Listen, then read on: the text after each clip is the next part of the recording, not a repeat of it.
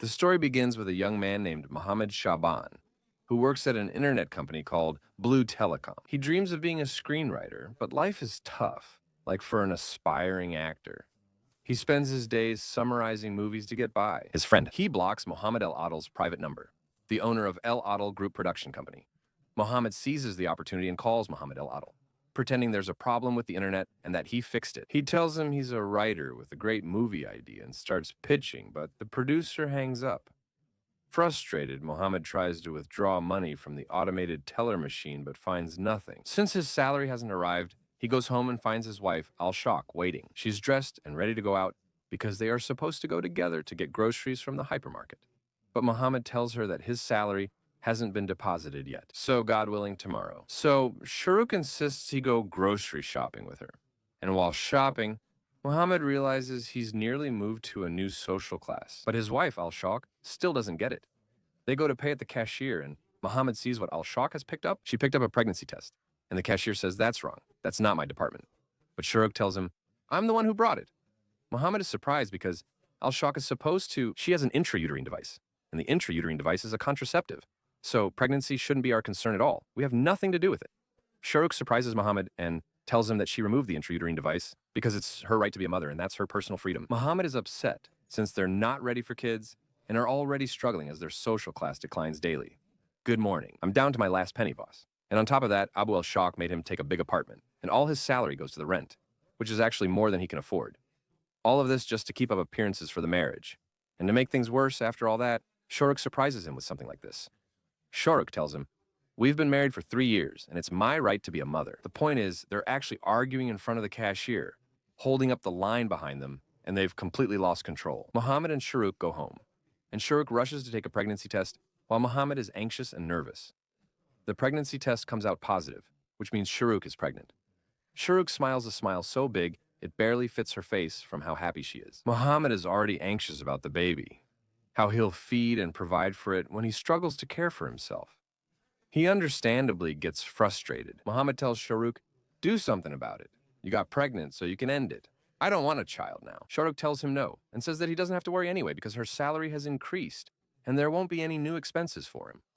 At that point, Mohammed understands from what she's saying that she's rubbing it in his face, because now her salary is higher than his. He gets angry and says, "You're not respectable for making such a big decision without consulting me, of course." Sharuk gets upset by that comment and leaves him, going into her room.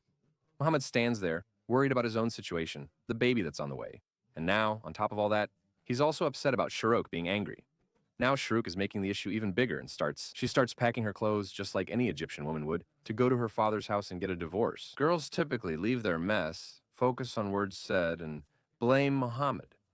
Sharuk leaves Mohammed the house, walks out, and takes what she bought with her salary. Mohammed sleeps beside the dog, wakes up late for work, faces transportation and metro hassles, and arrives late.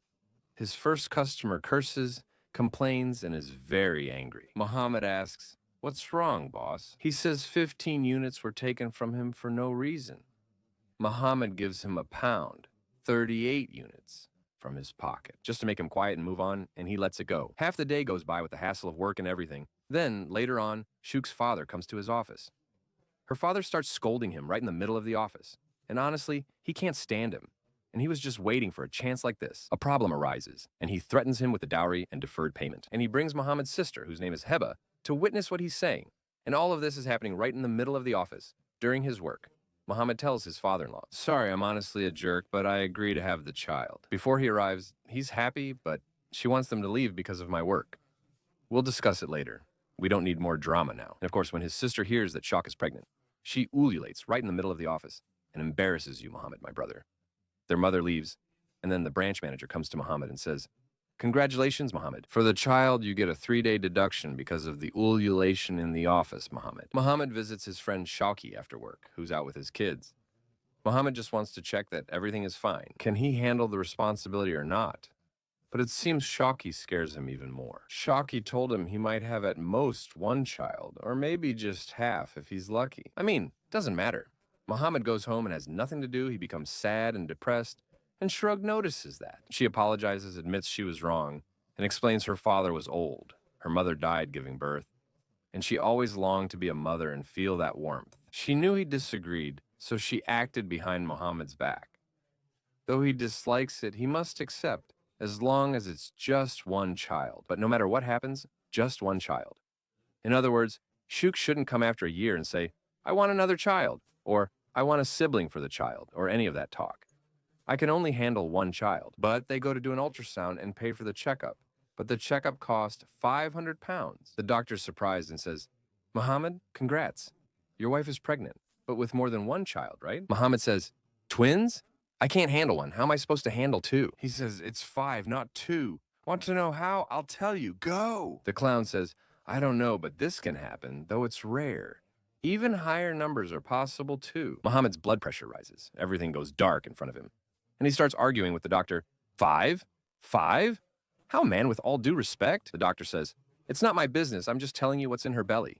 Should I make something up? Mohammed tells him he wants to abort the kids, as he can't have 5 children.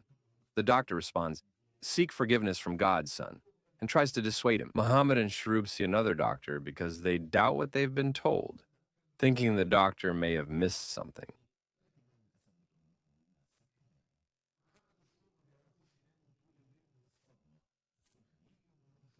Sharub sits in the office, watching a case like hers. A mother from Al-Sharqiya who gave birth to 9 children. Is this for real or what? Then her friend Narmeen comes and makes fun of her for watching it, saying it's fake and all that. Of course, Sharub gets angry at her and scolds her for no reason. Mohammed tells Shoy, who's shocked, Miss, it's impossible. I work 3 jobs, my wife works 2, and we still can't provide for our 3 kids, even though they're different ages. How could you do it? Mohammed, 5? 5 at once? Do you know what that means? That means diapers. 5 at once means schools, food, and drink for 5 at once. Are you serious? Do you have to multiply each step by 5? Mohammed tells him, honestly, I thought about exhausting them, but I found out it's a bit forbidden. He tells him, in your case, it's definitely allowed. You spend like 5 cities. Teacher Mohammed keeps pondering Shaki's words and decides to consult a sheikh. As expected, the sheikh tells him it's forbidden and recites a verse. He asks 10 sheikhs, and each gives the same answer Mohammed did. Look, you're carrying a sin either way. If you make the kids work hard, you'll bear their sin. If you leave them, you won't find a way to provide for them, and they'll end up homeless and suffering, and you'll bear their sin too. So, choose which sin you want. That's it. Mohammed realizes he can't make them work hard. But on his way home, he sees a woman begging with 5 children because she can't feed them. He sees it as a sign and goes with shock to buy abortion pills. But the pharmacist refuses and kicks him out for not having a prescription. As they leave, the pharmacist's assistant follows them. He gives them a number where they can buy the pills under the table. They call that number, and the person tells them that 3 pills cost 2,000 pounds, and that's more than enough. But women with heart conditions or over 40 are not allowed to take these pills. Mohammed agrees and sends the money through the wallet. The pills are supposed to be delivered to his workplace the next day. The next day, he's at work waiting. The delivery guy arrives, and Mohammed, seeing a suspicious man enter, sits and says he'll give him the pills. The man turns out to be the plumber. Then the delivery guy enters and leaves the pills on the desk. Mohammed leaves and goes home with the pills. Shayna wouldn't agree to that, so Mohammed puts the pills in her orange juice and gives it to her. She then keeps talking about wanting children and being a mother. At that moment, Mohammed's conscience starts to bother him, and he hesitates. He goes to the bathroom while she drinks the juice, and when he comes out, he's shocked to find that her father has arrived. Of course, she can't drink the juice, and her father doesn't, right? She gave him the glass, and her father drank the juice with the sleeping pills. Mohammed says his face reveals nothing. The next day, he returns to the bathroom and calls the same number for pills. And he asks him, what if? A man over 40 took it by mistake. So the guy tells him that it's actually forbidden for women over 40. Those with heart conditions should be careful. Imagine if it's a man. Mohammed then says, may God curse you, old lady, hangs up, and starts planning what to do next, knowing he needs to be cautious. He needs to get his stomach pumped quickly. Mohammed is thinking, how can he get hello? How can he get someone to do a stomach pump for him? When Abu el-Shuru says he's unwell, they rush him to the hospital. Mohammed privately explains the situation to the doctor and listens while talking with el-Shuru. The project's writer, Tarek El-Maidani, is in the hospital bathroom. He leaves el-Shuru to tell the writer he loves him and that he is a young writer. He looks like him and has a film script for producers. Tarek El-Maidani welcomes him, gives his number, and speaks with him. Send me all the films you've worked on via WhatsApp. I'll review them and suggest changes. Wow. Who are these two? Mohammed and Sharuk sit down to calculate how much money they need each month, and they figure out that they need to make at least 30,000 pounds a month just to get by. Mohammed earns 7,000 and Sharuk 10,000, totaling 7,000 out of 30,000. Suppose Mohammed drives for Uber, and Sharuk, a graphic designer, takes on more freelance work, adding 2 more income sources. 3 social expenses, meaning in the budget, and maybe we can try to manage things so the months go by. Sharuk's belly is very big, and there's only 1 week left until she gives birth. Mohammed and Sharuk saved 70,000 pounds for the delivery, and as a backup, he leaves to drop her off. Shoy is going to dialysis, since she's using Shoy's car, which he's running as an Uber. Shoy tells him that she's very sad and depressed because she feels like a big burden on Shoy and on Mohammed as well. She told Shoy to just leave her at home until she dies, and it's not important for her to get dialysis. Mohammed puts aside those thoughts, takes her to the hospital, finds the nurse, who tells him there's a solution rather than a problem. This dialysis thing every now and then, and that is, she can get a kidney transplant and be comfortable, and she doesn't have to donate. She can just buy one. It's normal. And I know someone who sells. Mohammed understands that she's serious and that she works in organ trafficking. And he tells her, first of all, I don't agree with something like that. And second, I'm broke as it is. Where would I get money for a kidney? Mohammed finishes with El Mashuki and heads home, but on the way, he encounters the apartment people who want something. They want to raise the rent after 2 floods. Mohammed rents at a rate set when the dollar was 15, but now it's 50. Still, he insists, I signed a 2-year contract and won't pay more than agreed. Mohammed goes to the apartment and, while talking to his wife, finds her screaming as her water breaks early. She needs to give birth immediately, so he gets a car. Shaki quickly heads to the hospital, and she starts giving birth while Shaki, Bashruk, and Mohammed are all tense and scared. Unfortunately, Bashruk does nothing but insult and belittle poor Mohammed, speaking to him arrogantly and disrespectfully. Mohammed, honestly, can't do anything about it. What can he do? Shaki, feeling nervous, pulls Bashruk aside, which Mohammed can't handle. Tension rises as the nurse brings out the first baby.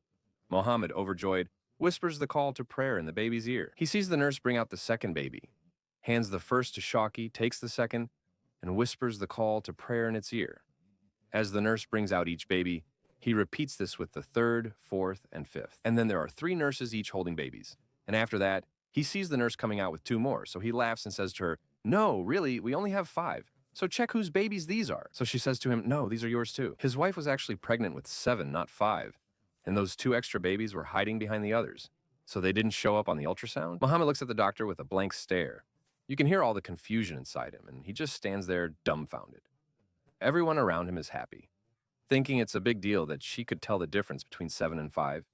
I mean, that's impressive, and the doctor's in the middle of it all. Mohammed, still stunned, takes a picture with Mohammed, Shara, and Iwab. Sharauk, the nurse holding the children, posts it on her page. She begins to wake up, still hallucinating from the anesthesia. She tells the nurse Mohammed hasn't kissed her in 6 months. So his face becomes expressionless in front of her. I mean, just take a quick look, man. Just a glance or something, that's all. Her father was in the bathroom and heard it all. Man, you son of a... The hospital director visits to congratulate and thank Mohammed for saving the hospital's reputation. She can give birth to 7 children at the same time without any risk to the mother or the babies. He speaks to him politely, hangs balloons, assigns nurses, and does other nice things. Mohammed then goes to pay the delivery expenses, which are about 57,000 pounds. So each baby costs the hospital around 7,000 pounds. Mohammed is shocked to learn the director charged him for the nurses, diapers, and tea. They didn't charge for the 7 balloons in the room. He charged him 730 pounds per balloon since the blue plate is 100 and each balloon costs 810. With 3 girls and the rest boys, the girls' balloons cost more. I don't know why. Mohammed pays, gets in the car with Shaki and Heba and the 7 kids. Shorak rides with her father since Shaki's car can't fit everyone. At the first checkpoint, Mohammed is caught for child trafficking. You can't blame him. He got into a car with 7 kids, so getting caught was inevitable. Try convincing the officer these 7 kids are yours without birth certificates. He calls Sharuk's father to get birth reports from the hospital. The officer believes them but can't release the kids without certificates. So Mohammed goes to get 7 birth certificates so they can take the kids and have the documents issued. Of course, he has to name the children. And of course, Sharuk had already named 5 of the kids, but now there are 7. And honestly, Mohammed forgot the names of the 5 in the first place. Well, it's okay, isn't it? With all that noise in his head, of course, he can't remember his kids' names, so the employees sit in front of him and tell him the names, and he just makes up the rest.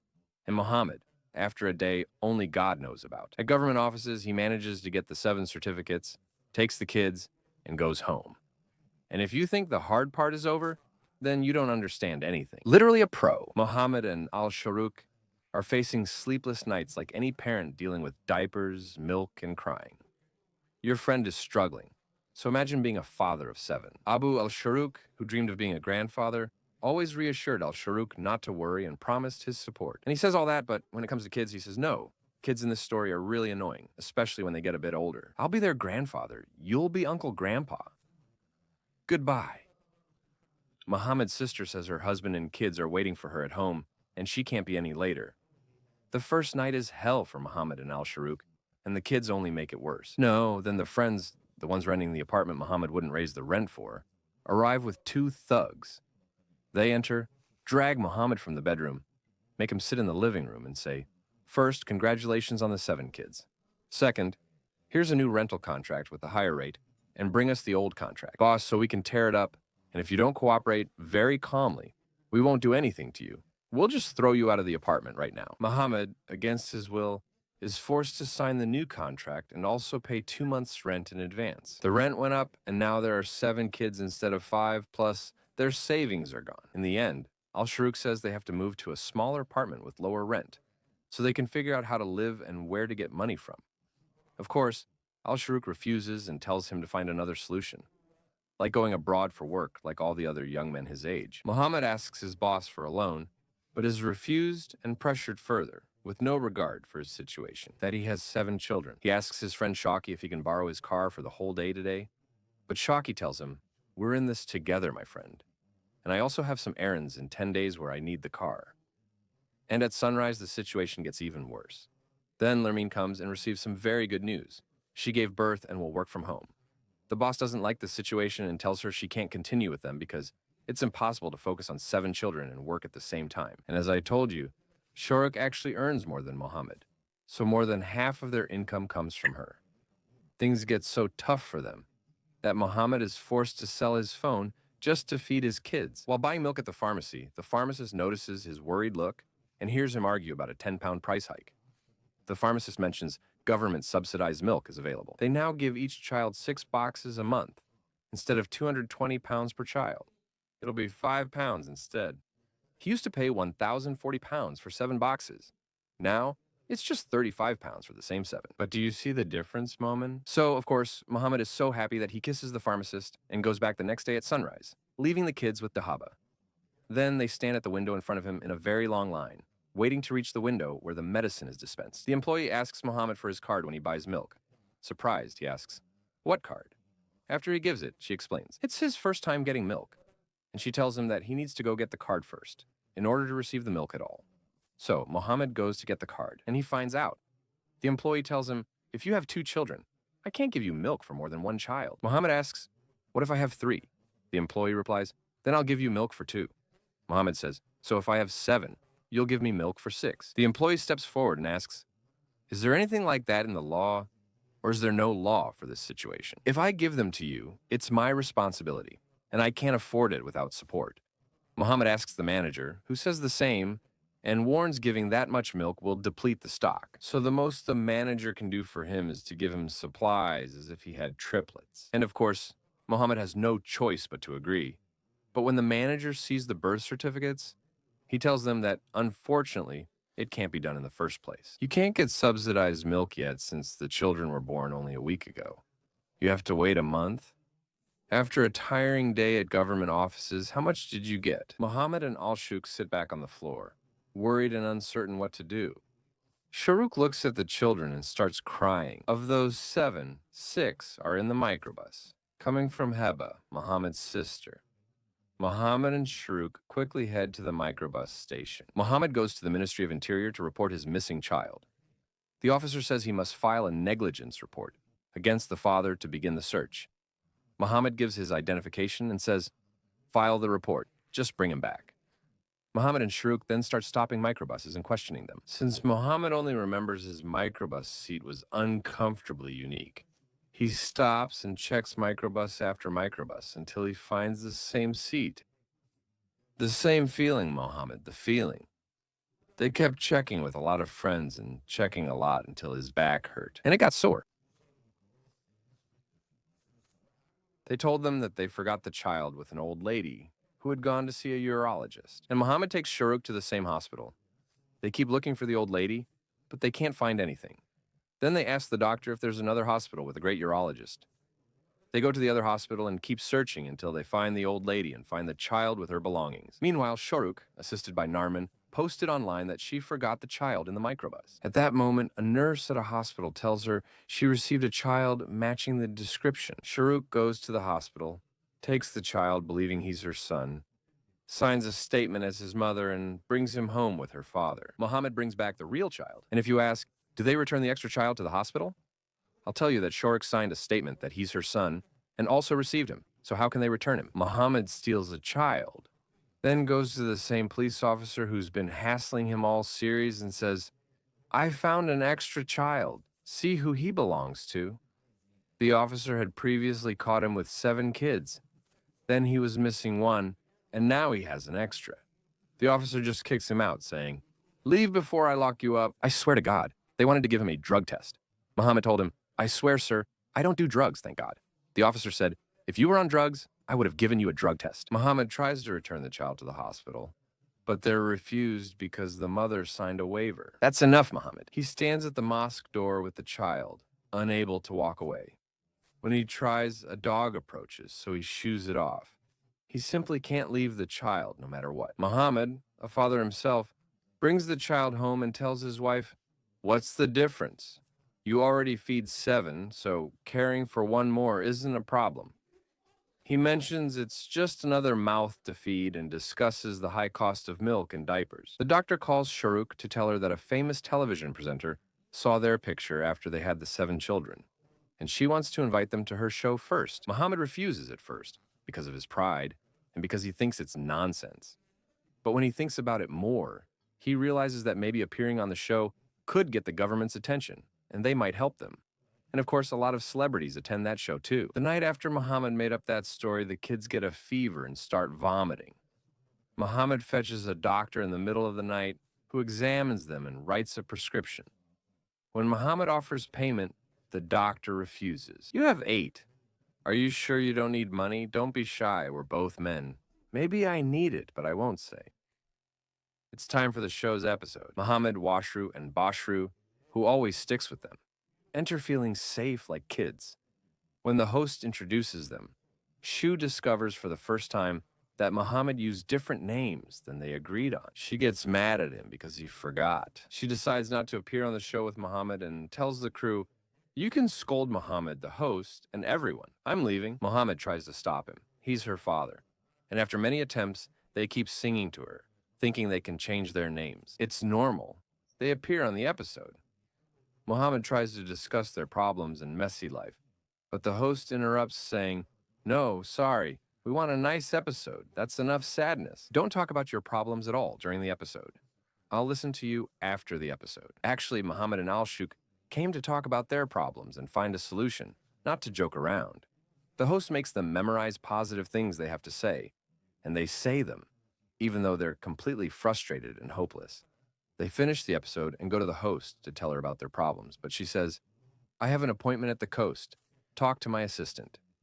The assistant listens to all their problems and says, look, I'll really try to solve them, I swear. Before Mohammed leaves, he gives the assistant his script, trusting him to share it with any director, producer, or actor. From those who come to his show, and the assistant promises him, but as usual, after Mohammed leaves, the assistant just leaves the script on the table.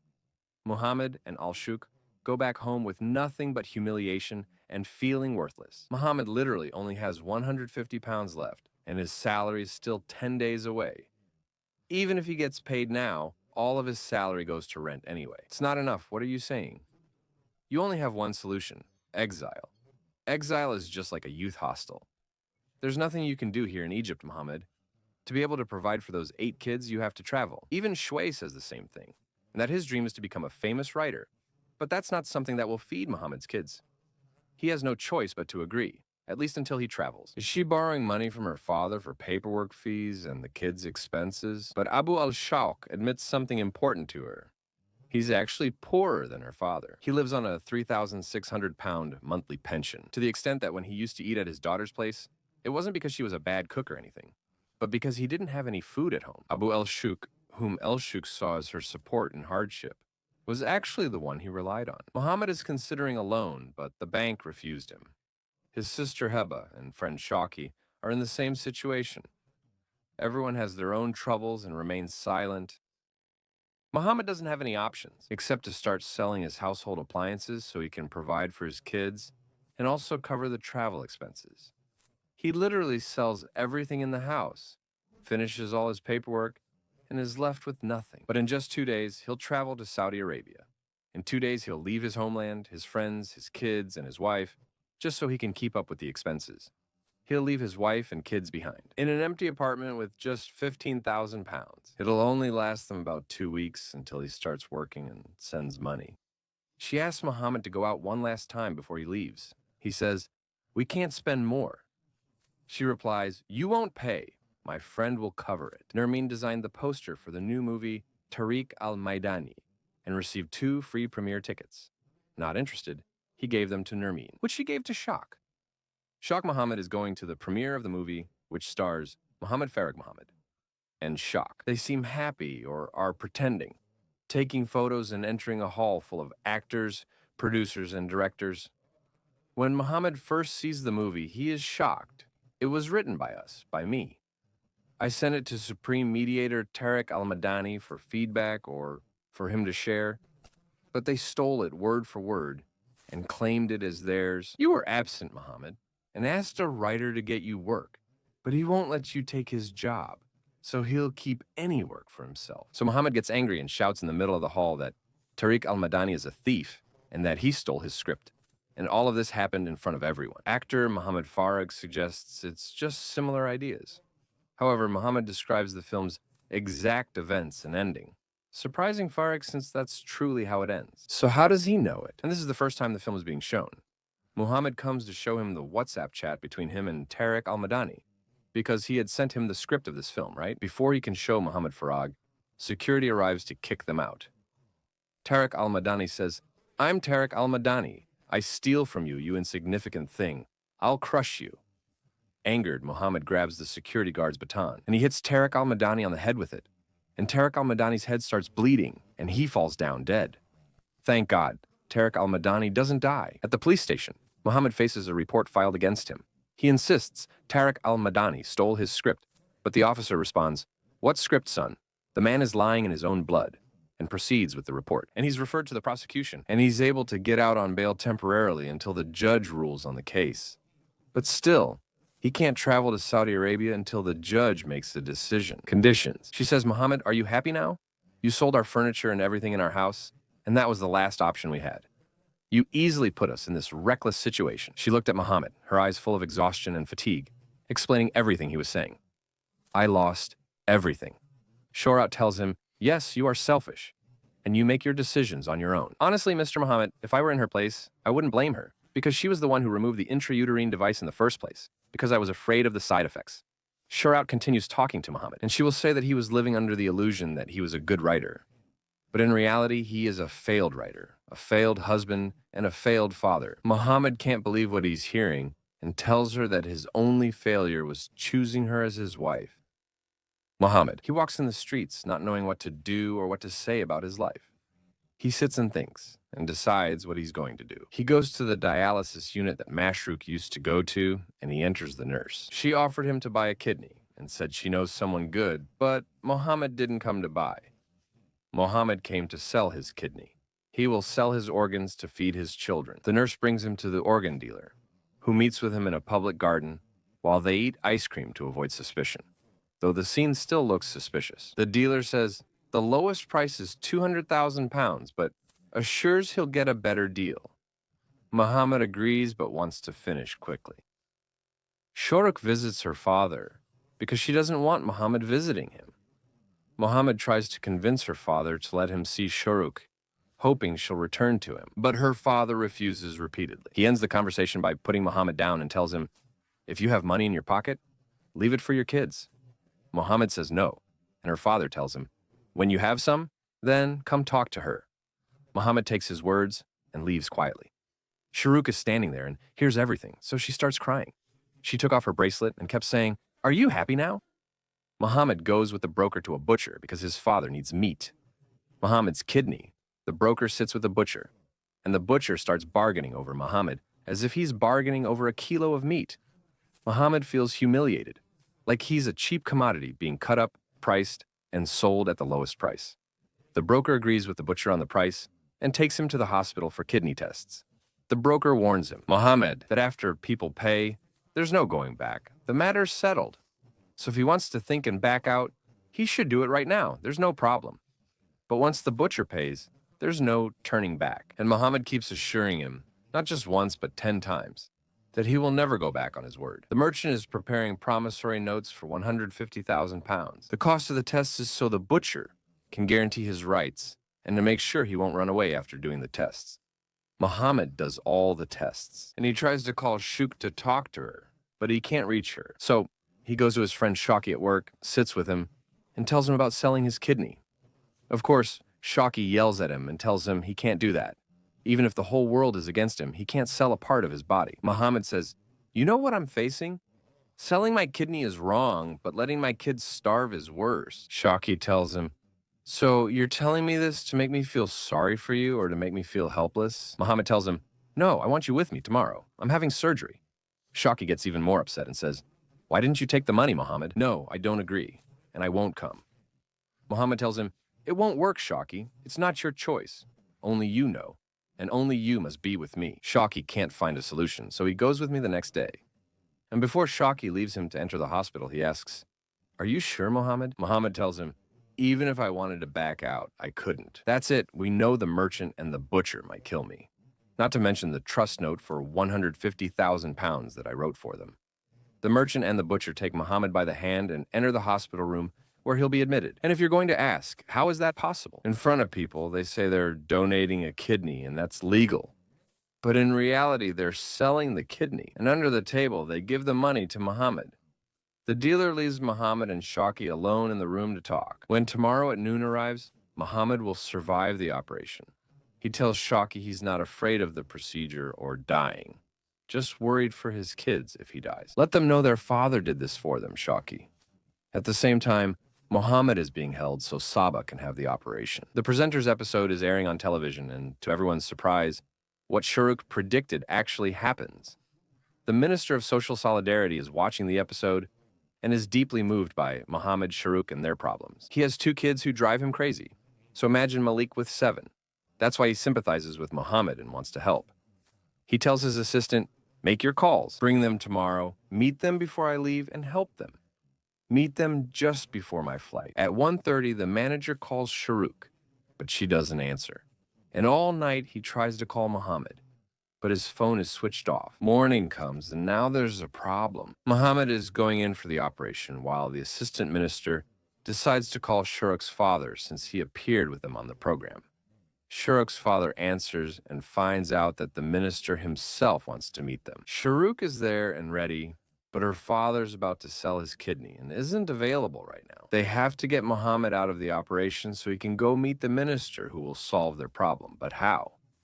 Sharuk calls Mohammed, but the nurse answers and tells her that he's about to donate his kidney, then hangs up on her. Sharuk, confused, calls Shaki to learn the story.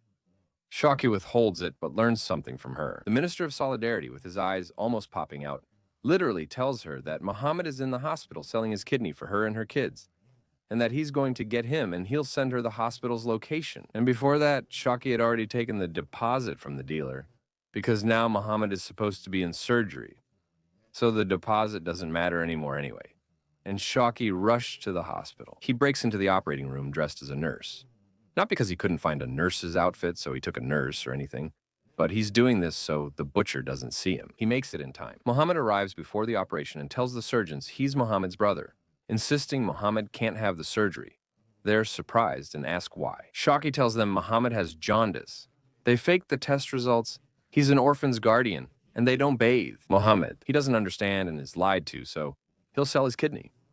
He wants to help his kids, but Shaki approaches and says, the Minister of Social Solidarity saw the episode and wants to meet and hear his problems. Mohamed, in disbelief, also goes out in disguise, so the butcher won't see him. But as soon as he leaves the hospital door, we see that the surgeon told the butcher that Mohamed escaped. The butcher runs after him, obviously, that Mohamed is going to be sacrificed. Instead of a calf this year, it's Mohamed. Mohamed and Shaki are running, and they run into Longing, and they meet Longing face to face. So they take them and drive off with them in a car. Shaki is driving the car, and on the way, Mohamed takes his shirt from Shaki, and he leaves him with just the tank top. He also takes pants from Shaki because, of course, he can't meet the minister wearing hospital clothes. And because they're in such a hurry, Shaki gets into an accident and crashes into a car with two thugs who grab him but don't. They actually want to let him go, but thankfully, it turns out that Shaki is useful after all. It turns out he was their teacher in high school, since he used to be a geography teacher, or maybe he was just pretending to be one. And because he was their teacher, they let him go. Let them take the car and continue on their way. But they take Shaki as insurance. And finally, they arrive at the place where they're supposed to meet the Minister of Social Solidarity, but the reception shocks them. The minister actually went to his new office in the administrative capital, so Shaki, Mohamed, and the others won't be able to catch him. But Shaki's father called the minister's assistant, and thankfully, they'll wait for them for half an hour. Ziad, Abad, and Niu are in the new administrative capital. Mohamed and Shaki rush there in Shaki's broken car, but it breaks down before reaching the ministry. So they run the rest of the way. When they arrive at the office, they rush in to finally solve their problem. The assistant asks them, "Why are you late?" The minister is already packed and ready to leave, and he's on his way out to travel, so he won't even be able to meet you. But suddenly, a message comes from the minister that the whole trip has been canceled for an unknown reason, and now he's staying in his office and will be able to meet Mohamed and Shaki. Finally, Mohamed and Shaki go in to see the minister. Mohamed says to him, all the problems, milk, expenses, rent, diapers, travel, the city road, literally everything. The minister agrees to solve all their problems and help them. Also, for two reasons. First, he felt sorry for them and is kind and open-minded. Second, he will feature them on many programs. They just need to share their real problems in detail, so people hear about issues with having too many kids and may choose not to have as many. And this supports the family planning project. Certainly, Mohamed and Shak tell him that if he wants to take them around the provinces as examples, they don't mind as long as he helps them. The minister will issue a decree to solve all their problems, including milk and diapers for the 7 kids, their jobs, and more, signing it himself. He'll also request the ministry to provide Mohamed a job so he doesn't have to work abroad, and for Shak as well. She'll join them as a graphic designer on the social media team, working from home, so all their dreams will come true. The 8th child is just a bonus. He will ask the ministry to take him and return him to his family himself. But just as the minister is signing the decree in his hand, he gets a call from the prime minister or the president himself. That means he can't decide, and he's being told something so bad that his face turns red, and he bleeds. He can't stand on his feet, and he leaves the office, walking away without signing from the shock. Mohamed and Shak, who are responsible for the news, don't understand what's going on, guys, even when the assistant comes in, and he tells them that the minister has been removed and a new minister has taken his place. Did you really think everything would be rosy like that and all their problems would be solved or what? Naturally, none of what was said will happen, since the minister was dismissed. That's first. Second, they didn't protest, and Mohamed and Shak laugh at fate's irony. Shocked, they leave the ministry laughing at their misfortune and debate which of them will sell the college. It reminds me of the saying, some things make you cry, some make you laugh. At the end of the scene in this series, we see the script left on the broadcaster's desk, and Ahmed Mekki happens to pick it up, open it, and really likes it. The series ended suggesting Ahmed Mekki either helped Mohamed get his script to producers or stole it like Tariq El-Madani. Still, Ahmed Mekki is a respectable, decent actor. All this talk is just about being an artist. Like, if there's any role like that, call me. Honestly, the series ended, the ending was dramatic, and I really wished for that. Honestly, I would have been very upset if the minister's words had come true and life became rosy and everything turned pink and happy and all that. But honestly, it's a very realistic series, and it tells the struggles of a lot of young people. Of course, young people won't have the minister call them and solve all their problems like that. In the end, it's a really excellent series and an excellent summary video. Of course, Russia is the one who did it, and that's how it is. This was with you, the story of Fatuda. Tuda, the story's over.